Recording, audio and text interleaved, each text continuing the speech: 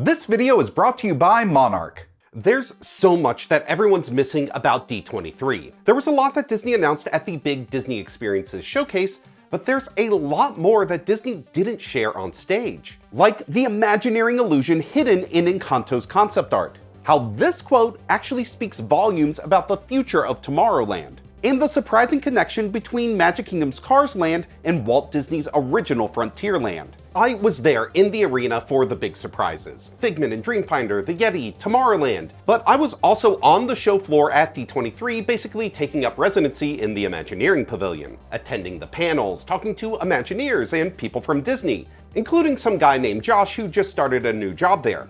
Good luck to him. And there's a lot more to these announcements that everyone's missing and a lot that people are getting wrong. So let's clear up the confusion and talk about what Disney actually revealed at D23 for the parks, resorts, and cruises. What they told media behind closed doors, and my big picture takeaway that isn't what most people are talking about. Although it does have to do a lot with Dreamfinder. And I can finally share what I saw at my secret visit to a Walt Disney Imagineering facility where cameras weren't allowed. I'm James Grosh from Guide to WDW, and there's so much to get into. So grab your beverage of choice, sit back, relax, and let's dive in. And because the showcase didn't do this, I'm going to cover D23 destination by destination so you have a better idea of what's coming where. And like in my predictions video, let's start at Disneyland Resort. They're bringing back fan favorite entertainment, a refreshed Remember Dreams Come True fireworks, and the OG World of Color in February, and then the Magic Happens parade will happen in summer 2027. But let's talk new Disneyland attractions and expansions and timeline. And we have an opening year for the Avengers Campus expansion with Stark Flight Lab and Avengers Infinity Defense. That's 2028. Disney announced some big actors from the MCU are coming to both rides, like Chris Hemsworth, Jeremy Renner, Robert Downey Jr., and more. We didn't get much new about Stark Flight Lab, the Kuka Arm flying ride, but we have some mighty updates on Avengers Infinity Defense. We got some behind-the-scenes looks of the actors with some previs visuals. Infinity Defense is a ride that takes you through the multiverse to square off against King Thanos, a Thanos variant that defeated the Avengers and is now trying to take over the multiverse. We got a much better look at some of the ride itself, and it's going to blend screens with giant physical sets. There's this Black Panther statue in Wakanda, which gives a good sense of the scale. But also some of the props look oversized, like Thor's hammer, so I wouldn't be surprised if we get shrunk down at some point thanks to PIM Tech. And here are a couple of details that weren't on stage. The ride vehicles are officially called Infinity Transports. And the new Leslie Iwerks film World Builders shows how the screens shift depending on the location of the ride vehicle. The Imagineers mock this up in Glendale. They'll sit you on a rolling chair and will push you around a version of the track, and you've got your 3D glasses on and you look at the screen. And what's astounding is the point of view of the screen moves with you based on where you're looking.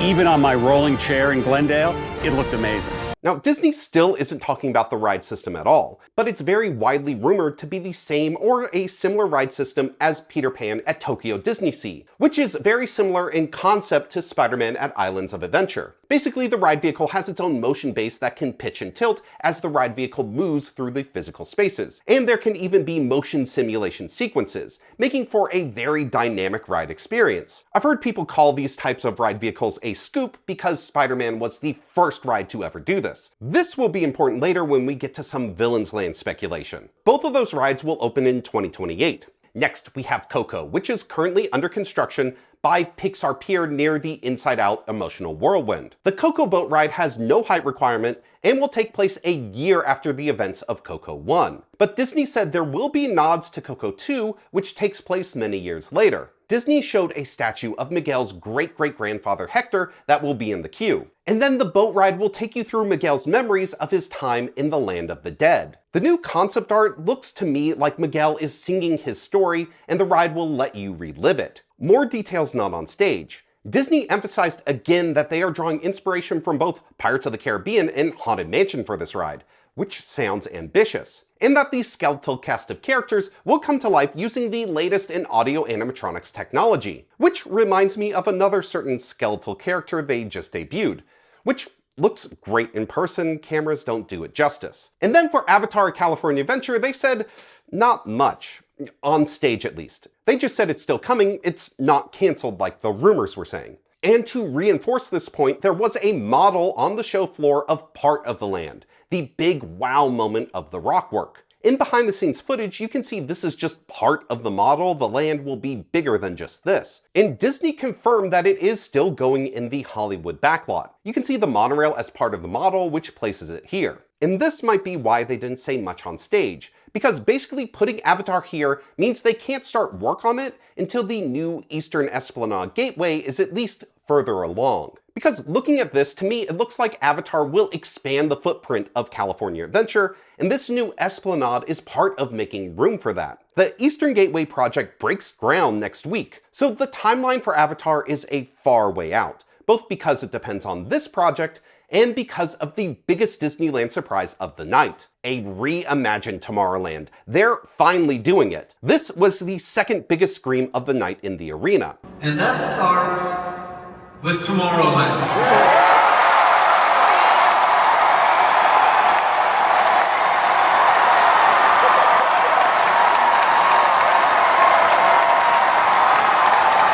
Details are scarce, but I attended a media briefing where Disney officials laid out their vision and gave more details for Disneyland's reimagined Tomorrowland. So first, let's talk creative direction. The tagline is "Yesterday's tomorrow today," and the artwork says a vista into a world of wondrous ideas. That is a direct quote from Walt Disney's opening day dedication speech. Before our preview of Tomorrowland, I'd like to read these few words of dedication. A vista into a world of wondrous ideas, signifying man's achievement, a step into the future with predictions of constructive things to come. Tomorrow offers new frontiers in science, adventure, and ideals, the atomic age, the challenge of outer space, and the hope for a peaceful and unified world. And Disney says that Walt's original vision for Tomorrowland is the North Star for the project, to capture that feeling of optimism that was at the core of Walt's Tomorrowland. The word optimism is a strong theme from Disney's remarks, but importantly, this won't just be a recreation of 1955. Disney says they will both honor that legacy while evolving it for new and future generations. This is a bit of speculation, but I would also expect Disney to draw on Tomorrowland 1967 as part of that legacy, because that was one of the last projects Walt worked on while he was alive. But either way, I think going back to the origins of Tomorrowland will help it feel more timeless, and who couldn't use more optimism? Now, how extensive will the new Tomorrowland be? Thomas Maslam said on stage that the new Tomorrowland will feature new attractions, plural, as well as open spaces. And Imagineer Emo O'Brien, who is overseeing this project, really emphasized the open spaces thing at the media briefing. Quote, "We will have new open spaces, places for guests to really experience together and dream about that optimistic future that was so important to Walt and to us as well." I think this says a lot about the scope of the project. Open and a place you want to hang out together does not describe the current Tomorrowland. Combine that with the new attractions, and I think this signals significant change, especially around the entrance. This won't just be an updated paint job. And I also think it will be significant because Disney admitted to us that the criticisms of Tomorrowland are right. Disneyland president Jill Estorino directly quoted fan criticism saying, quote, "At this point, there's very little tomorrow in Tomorrowland. This classic land generally feels a bit tired, and that the construction wall will soon be of legal drinking age in some territories." That gem is from Disney Tourist Blog. And Estorino admitted it's all true. And I agree, I've been going to Disneyland since 2005, and Tomorrowland has been in this reduced state for pretty much that entire time. There's a people mover track that's not moving people, a theater showing Pixar shorts, and a massive building that used to house Carousel of Progress and America Sings that's just being used for a Darth Vader meet and greet only for Disney Visa card members. There's so much that Disney can do here. I'm going to make a video breaking down the possibilities later, but it is both overdue and so exciting that Disney just announced a new Tomorrowland in Disneyland. Fans have been begging for this for years, and the fact that they understand the problems and are recognizing the criticism on the record is a very good sign. I don't think they are just going to paint the People Mover track a new color and call it a new Tomorrowland. The final detail that's going overlooked about this is that the team leading this has an exceptional track record. I mentioned them both already, Jill Estorino, president of Disneyland, and Emo O'Brien, who oversees the Imagineering portfolio in both Disneyland and Tokyo Disneyland, meaning she's been working on that newfangled Tomorrowland over in Tokyo, which features its own open spaces. Interesting. But O'Brien pointed out that the last time these two collaborated on a new land was Fantasy Springs at Tokyo Disney Sea, and that land delivers an extremely high level of storytelling, immersion, and detail. O'Brien even said that's the level of storytelling they like to dive into. Their track record in particular has me so excited for the tomorrow of Tomorrowland. And Disney also shared a very important update about the timeline for all these projects for Disneyland. So Eastern Esplanade construction with the new parking structure starts next week. Avengers Campus will be the next major project to open in 2028. Coco will open next, no opening year for that, so 2028 would be the earliest. But the Coco 2 movie is 2029. It makes sense to me to try to have both come out at least close to each other. Disney loves their flywheel. That's a lot at California Adventure, so Disneyland will get attention next with Tomorrowland. Thomas Maslam did call out the 75th anniversary of Disneyland as part of the lead up of the announcement of Tomorrowland. That's July 17th, 2030. Disney didn't say anything about the opening date for Tomorrowland other than that it's next after Coco. But it feels like the 75th is what they're aiming for. Maslam also mentioned the centennial, but I'm gonna go out on a limb and say this opens before 2055. And then Avatar is next after Tomorrowland. So, like I said, Avatar is a long way out. But that just seems to be the way of water for Avatar lands and movies. They take a long time to come together, but so far everyone has been worth the wait. That's a lot of exciting Disneyland updates. Before we get to Disney Cruise Line, here's a message from James from the past. Thanks, future James. And wow, how about those announcements? Especially new Figment. That looks crazy. With so many new rides and ships coming in the future, I can't help but think, how much do I need to add to my vacation budget to see all of this? So now's a great time to tell you about today's sponsor, Monarch. Because a vacation budget is kind of meaningless unless you have a good way to track what your money's actually doing. Monarch is a private, ad-free personal finance platform that pulls all your accounts, checking, credit cards, loans, investments into one clean dashboard. Because nothing is worse than thinking you're making progress towards your savings goal and then realizing, uh-oh, I forgot about my bid for the park-used Muppet Vision Kermit statue in the D23 auction. My wife and I were not on the same page when it came to spending our emergency fund on that. Apparently, she and I have a different view of what counts as an emergency. But we are on the same page when it comes to Monarch, because our accounts are linked so we see the same dashboard, the same categories, the same data, and the same goals. I set up our Disney cruise next year as a savings goal so we can see how close we actually are instead of guessing. Monarch also splits the fixed stuff like mortgage and daycare from flexible spending, which apparently is where the priceless Muppet statues live. And Monarch's AI features answer my questions about our spending in plain English, even if it's not what I want to hear.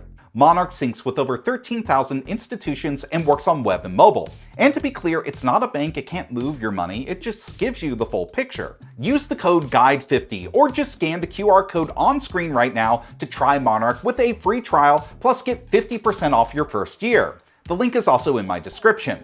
My thanks to Monarch for both sponsoring this video and for giving me clarity into my personal finances. Thanks, Past James. And you better believe that I'm saving up to sail on the Believe, because there are some big Disney Cruise Line updates. First, on the Believe, Tinkerbell is the bow character, Woody and Buzz will be on the stern, drawing the name in crayons, and Moana is the Grand Hall statue with Pua and Heihei. And the Grand Hall looks like it will be very Moana styled. We'll have more details for the ship soon on October 7th. I'll be there covering those announcements at sea. But the surprise here is that Disney shared a first look at the new class of ships that's launching in 2029. There's actually going to be 2 of them launching that year and a third one coming online in 2030. The teaser video really emphasized these windows that look like they will be part of the Grand Hall, which should be a new feel for Disney Cruise Line. And there's this notch that's very different than any other ship class. Disney did say it's smaller than the Wish class, which is 144,000 gross tons and 4,000 passengers. But here are the details they didn't share on stage. This new ship class will be 100,000 gross tons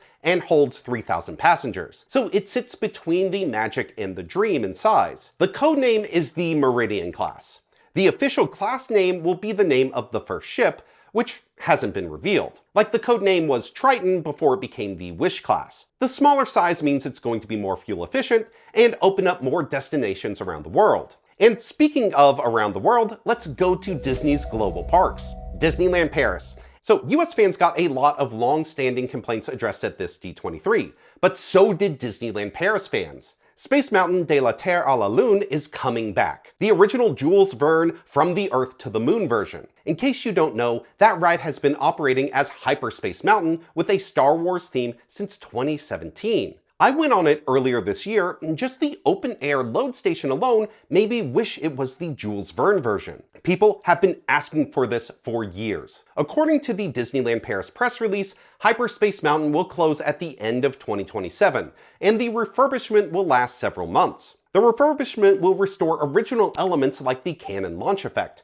and the original score will return but remastered. Plus, there will be new enhancements. The line will be redesigned where you can once again see the rockets flying by, and there will be new effects. Disneyland Paris fans are very excited about this. And then over at Disney Adventure World, we got a new look at the Lion King ride and land. The log flume is going to have 3 seats side by side, which I haven't seen on a Disney flume ride before. They will also have a Simba carved in the front, which is just a great small detail. Disney said that the ride will retell the story of the animated movie where Simba goes from cub to king, and they showed a look at the big finale right before the drop, which is the confrontation between Scar and Simba. And this looks so moody and ominous. It's great. And Disney confirmed these are audio animatronics, and that the final drop will be 52 feet, very similar to Tiana and Splash Mountain. Disney also confirmed there will be a new flume ride system, and according to DLP Works, the big difference is that the boats will not be propelled by the water current,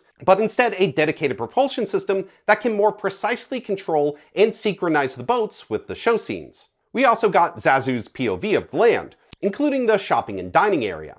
At Shanghai, they shared a new look at the Spider-Man land and roller coaster, including this giant Spider-Bot set piece, and you can see by these trees that this scene is outside. They also have artists making these giant Spider-Man murals. In Hong Kong, they have an Avengers Drop Tower ride under construction, and there's some new concept art. Disney says the ride will feature 120 feet of storytelling. That implies to me there's more to this ride system than Tower of Terror that will help it feel like you're actually transporting to the different realms, like Asgard or Wakanda. I got a great look at the model of this on the show floor, and there's going to be a Quinjet out front that different superheroes will appear at. And at Tokyo Disneyland, we did get some updates about Tomorrowland there. Space Mountain Earthrise has its official name and logo, and they shared an animation based on the launch sequence. And on the show floor, you could see the ride vehicle and concept art for the load station, which looks unlike any other Space Mountain. Disney shared a lot of behind-the-scenes looks at the lighting effects and the track, and the impression I got from people working on this project is that it's something to be really excited about. And then we have Sugar Rush Sweet Rescue, which is replacing Buzz Lightyear in Tokyo, but it will still be a shooter. And my main takeaway is that it has an incredible looking Wreck-It Ralph animatronic. I mean, just look at him. Seems like work on this retheme has been extensive. Okay, before I dive into Disney World, I want to say something about the show itself, which you can watch on Disney+.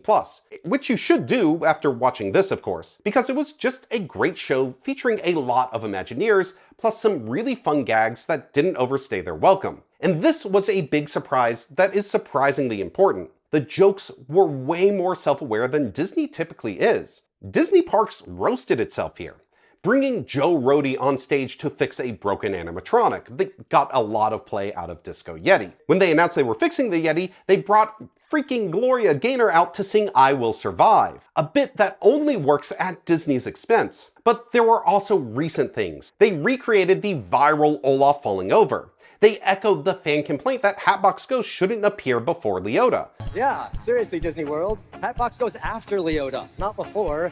Raleigh Trump would never. There was a surprising level of self-awareness and willingness to make fun of themselves that I found completely refreshing. Not just because I found it genuinely funny, but I also think it's really important to my big takeaway for the show. So let's put a limited release pin in that and get back to the park announcements.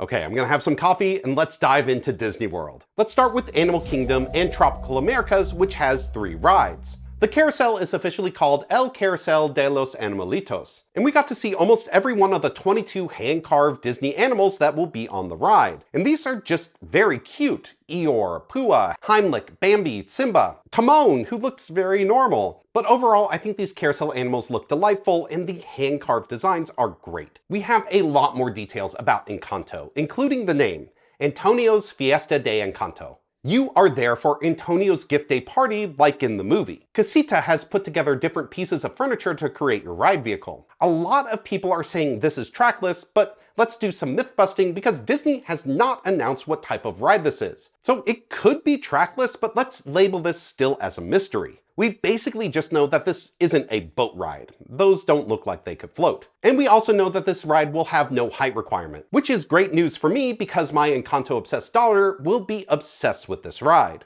On the show floor, they had a model of this scene showing the animals getting things ready with Julieta in the kitchen. Disney says there will be over 50 animals on the attraction, and we got to see some of the animatronics in action. The original cast from the movie is returning for this, so I'm hoping that means we get animatronic figures of all of them. And Disney shared new concept art of your ride vehicle climbing the stairs. You can see Abuela looking down at you here, and butterflies in the air. And this concept art looks very similar to artwork in a patent that Disney filed to create the illusion of elevation change, where basically the ground is flat, but the set is angled and uses different visual tricks to make it appear like you're going up. Disney kept on saying that they want to deliver a classic Disney ride experience. And it's been a very long time since a Disney animated movie got an original ride adaptation from the ground up like this in the United States. But I think this is a bigger scale than any other animated movie adaptation that they've done domestically. These behind the scenes images show just how massive this show building is. I think this ride is going to be a huge deal for Animal Kingdom. But next up might be the ride that jumped the most in my excitement: Indiana Jones and the Myth of the Jade Serpent. Now, they made a big deal on stage how this will be the first time Harrison Ford will actually appear in a Disney ride. And they showed the digital model for his animatronic. This led a lot of people to say, hey, wait, then who's this guy in the Disneyland ride? That's Kirkland brand Harrison Ford. In the 90s, Disney secured the rights to use Indiana Jones in a ride from Lucasfilm, but they didn't get Harrison Ford's likeness. So he's kind of just a generic rugged adventurer. But at Animal Kingdom, we get the real thing. And speaking of animatronics, Disney Parks blog says that the ride will feature, quote, revolutionary audio animatronics figures. And there's one in particular that I think will become legendary, which I'll get to in a bit. Disney revealed more about the story of the ride,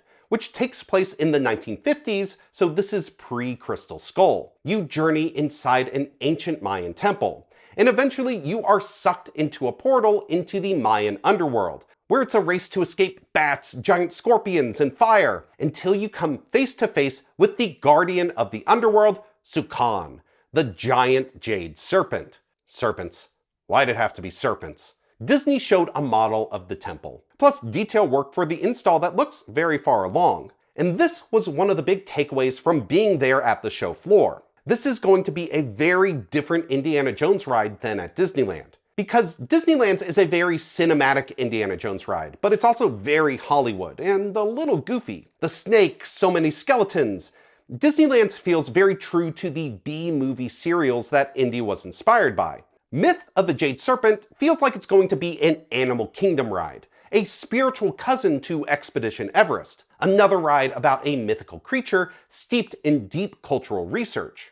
I attended a few panels with Joe Rohde and Joan Hartwig, and they talked about the importance of research to make sure that this attraction is true and accurate to Mayan culture, and fits in with the texture and theming of Animal Kingdom. According to Joe Rohde, when Disney shared the look of the temple at a conference of Mayan experts, they gave it a standing ovation, because it's something that isn't often portrayed accurately in pop culture. This is what a Mayan temple looked like at its peak. This level of care and historical accuracy feels fitting for both Animal Kingdom and Dr. Jones. The other way this is a cousin to Expedition Everest, I think the Jade Serpent is going to be the next Yeti. And not in the disco sense, fingers crossed. But Disney shared a look at the model of Sukan and some of the pieces they're using to build it. And first, it just looks incredible. Look at this detail on Sukan's head. But also just look at the scale, pun only semi-intended.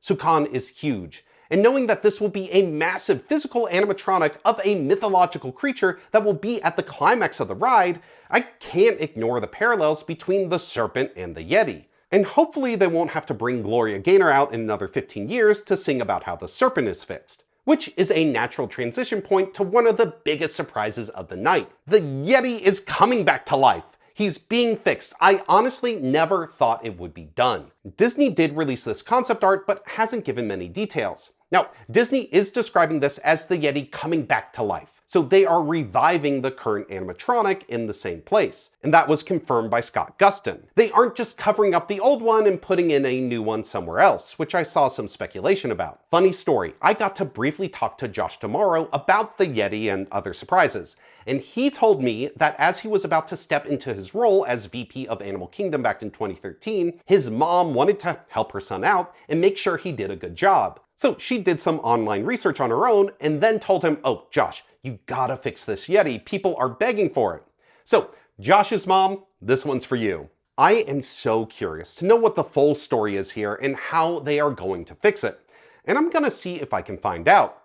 Stay tuned. And if you're enjoying this level of detail and analysis, that's what I do on this channel, so get subscribed. At Hollywood Studios, it's laughter thereafter at Monstropolis. We got confirmation of the quick service restaurant, Archie's Scare Pig Pizza. I was right, it will still be a pizza restaurant. And that next door to it is the Monsters University Alumni Club with a Scarers Club with tributes to legendary scarers from the past. And then there's Harryhausen's, which we got concept art for and a look at the sushi chef animatronic that will be part of the restaurant. I got to see this animatronic up close at an off-site Walt Disney Imagineering facility, and he's so big and so delightful. It's just so good. I could have just stood there and watched Sushi Chef at work all day. I think this restaurant is going to be a hard reservation to get just because of how scary good this animatronic is. What will you eat at Harryhausen's? Disney didn't say much on stage, but they released this edition of the Monstropolis horn that calls out their iconic caterpillar roll and terrible teriyaki as must-haves, but says the not-so-slimy sashimi might not make the menu as they adapt it for human taste. The next big announcement was the show that's coming to the Globe Theater, which used to be the home of Muppet Vision. It's called Welcome to Monstropolis, which is also the name of a new song composed by Randy Newman, the first time he's ever written a song for a Disney park. For the theater show, Mike and Sully are the hosts, and we can also see some characters from Monsters University. And the concept art really implies there is a 3D element. You can see a canister flying out over the audience. But there are two things I can confirm are physical, practical animatronics. The one monster band right here, and the camera operator with multiple eyes. Those are both animatronics that I saw at that Imagineering facility. And even in an early preview, they both look great. So there's still plenty to learn, but it looks like this show should be a blend of different effects and techniques. And the other announcement for the land is the shop, which is called the Scareporium. And then on the show floor, they had this artwork that shows that they're carrying on one of the best running gags from Monsters, Inc. Now, the big surprise is that everything I've mentioned from Monstropolis so far will be opening next year, earlier than expected. So Monstropolis will open in phases. Phase 1 is the show, the dining, and the shops in 2027. And then at a future date, they will open the Door Vault roller coaster. They shared a new, more detailed animatic of the load station, where you will be lifted 40 feet in the air in 4 seconds, and then you will be launched into the vault. Previously, Disney had described it as a boost into the vault, so is that an upgrade or just a synonym? We'll see. Construction is well underway for that, but we don't have a timeline for the headliner attraction at the Monsters, Inc. land. Okay, let's park hop over to Magic Kingdom, which is undergoing its biggest expansion in history. And speaking of history, let's talk about the reimagined Carousel of Progress. The big news is that Bryan Cranston and Jamie Lee Curtis are playing father and mother, and I think it's just perfect casting. As soon as I heard it, I went, well, yeah, of course. Fun fact, Bryan Cranston went to the 1964 World's Fair when he was 8, so he wore this pin from that World's Fair when he came in to record Carousel of Progress. Meet me at the smoke ring. Disney shared new concept art of Act 2, and it went by really briefly, so let's dive into some of the details. This takes place in Halloween 1984, and Sarah takes center stage for the first time, talking about how all the appliances and gadgets make family life easier. John is on the porch handing out candy to trick-or-treaters, and Uncle Orville is still getting no privacy, but he is making the pink towel work. On the show floor, they showed off a look at Act 1 in 1969 and Act 4 in the far future, with Father looking retro, Mother looking futuristic, and Rover looking timeless. And a really cool thing about these models of the scenes, they were all done at dollhouse scale because that's how Walt and the Imagineers laid out the original Carousel of Progress in 1964. Imagineer Ash Brannon said there was an ethos of making the show using the techniques they used in 1964. Yeah, I told the crew Pretend you're living in 1964 when you make this. You have no bells and whistles from the 21st century. That really starts with taking an old school theatrical scenic approach to the show to build it like they could have built it with hand-painted backdrops, physical sets, practical effects, really using every dark ride old school trick that we know in the book to achieve this show. And there's an insane attention to detail. For the new opening scene with Walt, the Imagineers went to painstaking efforts to make sure the books, the desk, and Walt's cardigan were accurate to the 1964 special Disneyland Goes to the World's Fair. And they even got Bob Gurr to officially consult on the project. When they filed the paperwork for him to come back to WDI, they listed his former supervisor as Walt Disney, which made for an easy approval. The people working on this care about Carousel of Progress deeply, and I'm very excited to see how they spin the news story come late spring 2027. Next up, Piston Peak National Park, the Cars Land in Frontierland, which will have 2 attractions, multiple biomes, tons of rockwork and geysers, and the most puns per capita in Magic Kingdom. The Wilderness, Car Ridders, Goat Carts, Old Tankful. Cars and Zootopia have a pretty heated competition for the punniest properties in Disney. Let's talk about the 2 rides, which Imagineer Jason Grant described as Family Thrill and Family Fun. Starting with Family Fun, the smaller attraction is Miss Fritter's Daredevil Spin-Along. Miss Fritter from Cars 3 is confirmed to be a huge animatronic, and this flat ride is a demolition derby. Looks like there will be fire effects and water spraying. But what type of ride is it? Jason Grant said that the ride system is a series of figure-8 turntables with teacup ride vehicles on top. So they spin and they can spin fast, and they hand off from turntable to turntable.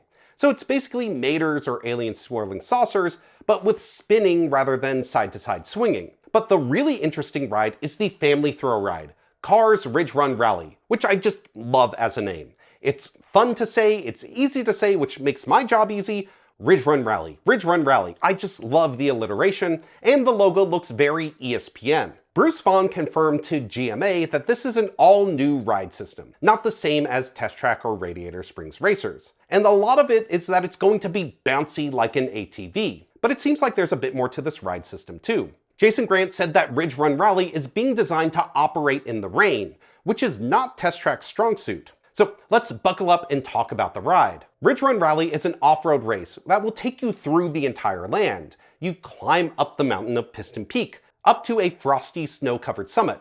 And Imagineers talked about how the snow glistens in the moonlight, and it will also feel colder at the summit. Bruce Vaughn mentioned that the new ride system should allow you to feel like you're skidding on the snow. You go back down the mountain on camelback humps, and they really emphasized how bouncy this ride will be. Bouncy up the mountain and really bouncy down the mountain. And they said in one of their panels that the point of their research trips going off-roading was to find the type of movements that feel fun, like bouncing down camelbacks down a mountain. And the ride ends as you run through the geyser field near Big Thunder. Jason Grant said that the different biomes were inspired by Mine Train Through Nature's Wonderland, one of the earliest Frontierland attractions that was worked on by Mark Davis, Claude Coates, and Walt Disney himself. It's a greatest hits of national parks, and that carries through to the design of the entire land, which they had a massive model of on the show floor. The fun map they released last year turned me from skeptical to optimistic about this Cars Land in Frontierland, because it evoked Mine Train and suddenly felt like it made sense for Frontierland. And seeing this model in person completely validated the optimism. This is going to add so much natural beauty to Frontierland. The rockwork, the water, the trees, the geysers. It now tells a more complete story of the American frontier, not just the Old West. And it carries on the lineage of Disney areas based on national parks, which are some of my favorite areas Disney's ever done. Grant said the directive from Josh D'Amaro was to make a land that really fit Frontierland and Magic Kingdom. And they said their initial design philosophy was, does this land work without cars? They started there and then worked to carify the world. And I couldn't be more excited about how this is shaping up, because looking at the scale and the beauty, I think it's a land that we won't get tired of. Had to throw in one last pun there. And now, villains. And I can't believe we've gone this far and we're just getting to villains, because there's so much to say about it. To the people who said there wasn't much announced at D23, may I point your attention to the runtime. First, Disney acknowledged there were rumors floating around and basically said, yeah, those couldn't be more wrong. The wrap report with the Emperor's New Groove coaster, the Maleficent boat ride, the Ursula spinner, the family-friendly How to Train Your Dragon tone, all of that just turned out to be flat out false. I made a video about that report, basically examining the rumors as if they were true, and I'll admit, those details I obsessed over were just wrong. What might have been true from that report was Josh D'Amaro telling Imagineering to go bigger and bolder with villains, because what we're getting looks really big and really bold. Let's dive into it. First, the name of the land, Villains Land. Imagineer Caroline May said that it follows the land naming convention for Magic Kingdom, and also it's what people were going to call it anyway. And after so many attractions and lands having honestly overcomplicated names, and many names that I have to say out loud professionally, I'm a big fan of this. And the story is that you enter the land through a dark forest. And we got some concept art on the show floor of this dark forest in the trees. And in the forest, there's a cursed wishing well that someone made an evil wish in. And that caused poison magic to spread throughout the land, drawing the Disney villains to it. And here, they have harnessed that poison magic to conjure lairs for themselves. At the media briefing I mentioned earlier, Caroline May said that there will be multiple layers that reflect the personality and the style of each villain. So to me, that says that even beyond the two major rides that are based on Maleficent and the Evil Queen, there will be zones that reflect other villains. May mentioned Cruella and Dr. Facilier specifically on stage. And tone was a big question for me. Does it feel too bright and family-friendly, or does it feel so dark that it feels like it no longer belongs in Magic Kingdom? And seeing this feels like they are hitting the sweet spot. There's a sophistication to it, a cinematic quality and realism. It feels mature without going into the edgy hot topic realm. But at the same time, it feels enchanted and magical just in a very dark way. May specifically cited the work of Ivan Earle, an artist who worked on Sleeping Beauty, whose style was incredibly influential. This concept art is some of my favorite Disney's ever created, because the storybook detailing just gives a great sense of that tone. Look at these eyeballs and skeletons pouring out of the wishing well. It's so creepy and moody. It does not scream bright, campy, and family-friendly. It does not feel like they are watering down their vision for this. Bruce Vaughn also said the land is on the scale of Star Wars Galaxy's Edge, but the attractions make me think Disney will actually surpass that bar. So let's talk about them. First, the Maleficent coaster, which Disney describes as thrilling. The concept art says enchanted Briar ensnarls Maleficent's fortress, posing a challenge to those who dare to answer her invitation. It takes you to Maleficent's fortress on the Forbidden Mountain, and you'll race through the enchanted Briar around the mountain. First, the ride vehicle looks great.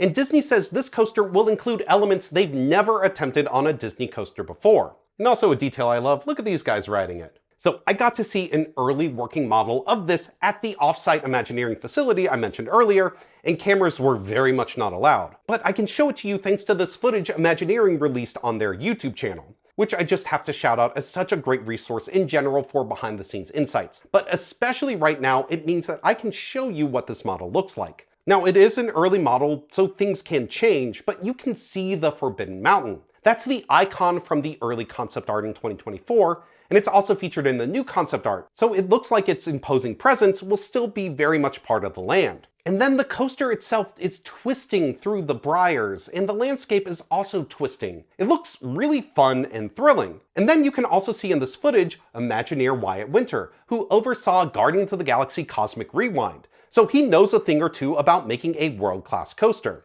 I think this could be by far and away the best roller coaster at Magic Kingdom. But I'm even more excited about the second ride, which takes place deep below the Evil Queen's palace in the catacombs, where the magic mirror will take you into the mirror realm, which Disney capitalizes, so that's an official proper noun. And in there, he'll conjure visions of a cast of Disney villains.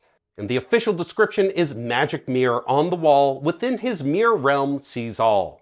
For the bold who follow him through the glass, he promises reflections of what may come to pass. The concept art shows Cruella, Jafar, Dr. Facilier, Scar, and Ursula. And they all have these creepy yellow glowing eyes. And this is what I was hoping for, the Disney villains mashup ride a la Monsters Unchained. Find a story reason to bring together as many villains as you can in one ride. Of course, Disney's doing their own twist on it, but crossovers and mashups are a fun genre for a reason. And if you're going to do a Villains Land, at least one of the rides has to bring them together.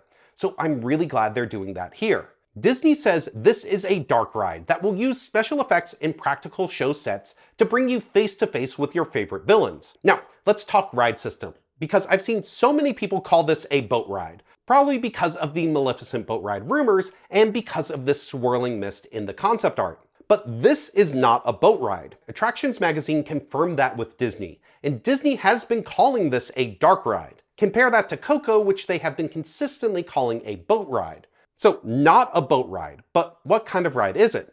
Let's go into the speculation zone, because the shape of the ride vehicle with the high walls is very reminiscent of Peter Pan in Tokyo and Avengers Infinity Defense.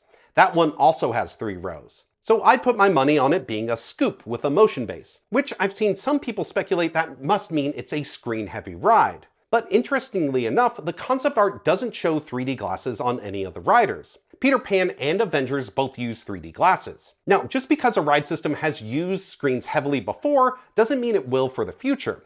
Look at Remy's Ratatouille Adventure versus Rise of the Resistance.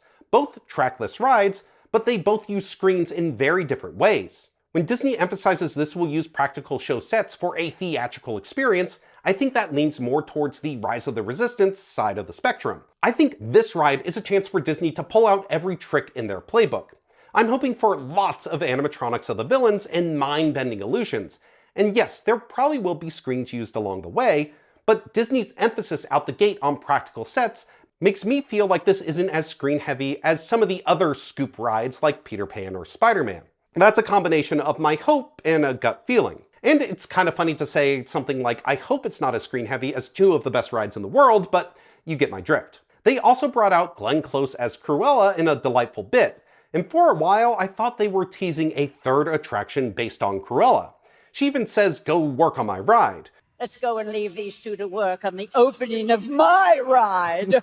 But apparently this was just a fun gag. Personally, I think adding a 3rd minor ride would be a great idea. But since we have huge EPCOT news to unpack, I'm just gonna not read too much into it at the moment. That's Villains Land. There will also be shopping and dining. We'll find out more about those at a future date. And let's wrap things up at EPCOT, which had 2 of the biggest surprises of the night. First, Spaceship Earth is finally getting its reimagining. And it's not just going to be what they announced in 2019. This new version changes the story from being about human communication to human connection, probably because it no longer is sponsored by AT&T. The 2019 redo was going to be about storytelling, and the concept art looked like it would inject some IP into the ride. In my last video, I talked about how attraction updates in the Iger era defaulted to leaning on IP, but things are changing. It's a really good video, you should go check it out. But I have faith this one will be really faithful to the core of Spaceship Earth.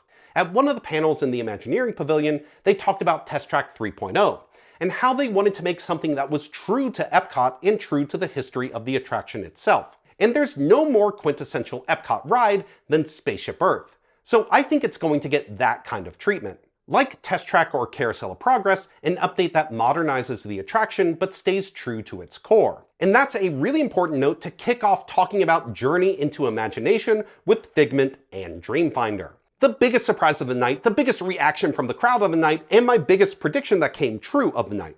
Plus, my favorite D23 memory of all time, Neil Patrick Harris coming out on stage in dramatic fashion as Thomas Maslam confirms there will be a new Journey into Imagination at EPCOT with Figment and Dreamfinder. The one more thing bait and switch totally worked on me.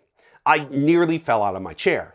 But this is why I'm so excited, because we've been waiting almost 30 years for this, since they ripped the spark of imagination out of this ride. And even though the details are the most scarce, I think this is going to be worth the wait. And I am glad it is happening now at this moment in Imagineering history with this combination of leadership and investment. So as my good friend Drew the Disney Dude reported, the Imagination reimagining is in its earliest stages right now. I heard rumblings about the same thing. But that doesn't have me worried because of Disney's recent track record with attraction updates. Buzz Lightyear, Test Track, Big Thunder, Country Bear, Millennium Falcon, I'll even throw in the Animation Courtyard in there. They have done an exceptional job updating rides in ways that make them both more appealing to guests, but also make them more true to the core of the attraction, while giving these updates the budgets to really work. And that's exactly what Journey into Imagination needs. There's an alternate reality that we got this announcement 10 years ago, and the Imagination Pavilion is home to an inside-out ride with Figment as an Easter egg. Now we will hopefully get something that restores the heart of the original ride, and I am hoping and expecting a dramatic change. Really, there's nowhere to go but up with this ride. All that Disney has said is that this is going to be a new adventure with Dreamfinder and Figment, and that's all I need to hear at this point. I still remember what that ride felt like when I was a kid, and this has been my biggest Disney Parks wish for years. Now, I don't think they're just going to recreate the original, and I don't think that they should, but I do think they are going to draw on it for inspiration. And like how they brought in Bob Gurr to officially consult on Carousel of Progress and Joe Rohde to officially consult on Tropical Americas, I would love to see Imagineering officially bring in Tony Baxter to consult on this. But I've talked with people in Imagineering who truly love Figment and Dreamfinder in that original ride. So I think this is going to be in good hands. And at that media panel where I met Josh tomorrow, Josh was downright giddy in the Q&A bringing up Figment unprompted. So if you're nervous or skeptical, just let yourself be excited for this one. And that brings me to my big picture takeaway. Because more than the surprises or the new details, this D23 was about promises and trust. And that has not always been an easy thing about D23. There have been some D23s where promises were made and then broken and trust was eroded. 2019 was a particularly rough year for that. The Main Street Theater, Spaceship Earth, the EPCOT Festival Center, the Mary Poppins ride, the Play Pavilion. Fun fact, DisneyStore.com still sells a Play Pavilion poster for $40 that says this very canceled project is coming in 2021. That's my Disneyland construction wall. When Disney shows something on stage and then doesn't deliver, that erodes trust. So I've seen plenty of people saying, I'll believe it when I see it, when it comes to this year's big announcements, evoking those 2019 projects. I went into this D23 thinking about promises, because in 2024 they announced so many new lands and rides that I knew they couldn't go back to that well again so soon. But what they could do was say, hey, we are actually doing this. Last D23 was a promise. This D23 was showing that the promises are being kept. The Imagineering Pavilion even had the words "dirt is moving" on this ticket that they gave out, specifically calling back to what Josh D'Amaro said on stage in 2024. This isn't blue sky. We are gonna do all of this. And I thought that was mainly how they were going to keep their promise, by sharing these meaningful updates showing that everything is progressing. And that very much happened. We have names, ride vehicles, specifics on villains' lands, models, all things that show that work is moving forward. But what surprised me were that the surprises also had to do with promises and restoring trust. The big surprises of the night are making up for broken promises of the past. When Disney says that Spaceship Earth is being reimagined, but we're still thanking the Phoenicians with Dame Judi Dench 7 years later, that's a broken promise. When what Disney pitched as their most advanced animatronic ever, the Yeti, doesn't move for decades, that's a broken promise. When the Space Mountain with the richest original story gets a Star Wars overlay that feels like it should be seasonal but ends up being permanent, that's a broken promise. When Tomorrowland doesn't feel like tomorrow, and when Journey into Imagination loses its spark of imagination, those are also broken promises. And those are all broken promises that many fans accepted as reality. Well, what can you do but hope? Maybe they'll get to it sometime. Maybe this year will be the year. And this is the year that this might be the year was finally the year. Fans have been begging for these changes for decades, and in previous years I thought getting any one of these would be a huge deal, and we got 5. Spaceship Earth is kind of a different tier, but Figment, Tomorrowland, the Yeti, and Paris' Space Mountain have been top-level fan requests. This shows how different things are under current leadership, and this era of investment in the parks. In fact, the Wall Street Journal reported that just a few years ago, a Tomorrowland redo was shelved because previous leadership didn't feel like there was enough return on investment there. And when Disney announced these updates this year, they didn't talk about IP. It's not we're redoing Tomorrowland as inspired by Fantastic Four: The First Steps. No, it's we're redoing Tomorrowland inspired by Walt's original vision. They aren't adding Mandalorian and Grogu to Space Mountain. They're actually removing Star Wars from it and restoring its original theme. They're bringing Dreamfinder back. Thomas Maslam said on stage, "We're listening." And with these announcements, plus those refreshingly self-aware jokes sprinkled throughout, makes me feel like that's not just "we here for you" lip service. I've been paying really close attention to the parks announcements at D23 since 2013, which was my first D23. And by far this year was the happiest I've been with the announcements and the updates. The updates were meaningful. We got to hear from so many Imagineers, and the surprises were what fans have been asking for.